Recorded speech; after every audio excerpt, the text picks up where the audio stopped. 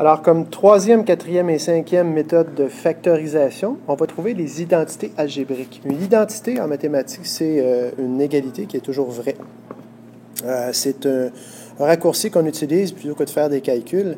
Alors, la première des trois identités algébriques concerne la différence de carré. Alors, ça s'appelle différence de carré. Différence de carré. Alors, quand on parle de différence, on parle de soustraction. Puis quand on parle de carré, on parle de nombre à la 2. L'identité est la suivante. Identité, c'est-à-dire A2 moins B2 va toujours donner une fois factorisé un binôme fois un binôme. On a A fois A ici, moins B, en fait, on va avoir un plus B, puis on va avoir un moins B de l'autre côté. Pourquoi est-ce que ça donne ça? Alors, ça, c'est l'identité à retenir. Alors, voici ce qu'il faut retenir. Et l'appliquer ensuite à n'importe quoi. D'où ça vient?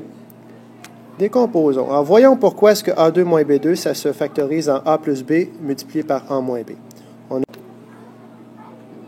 Alors, on a A fois A. Ensuite, on a A fois moins B, donc plus A fois moins B.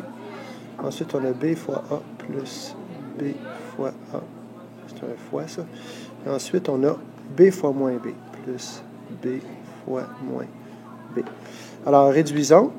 A fois A, ça donne A2.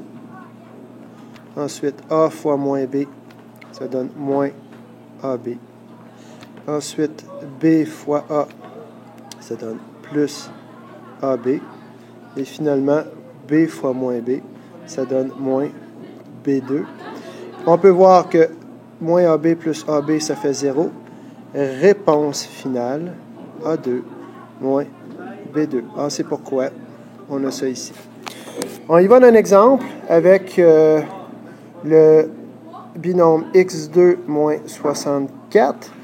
Alors, factoriser ça, ça revient à se demander quel est le produit de deux facteurs qui vont donner x2 moins 64. Alors, si j'utilise la méthode ici, x2, c'est x fois x.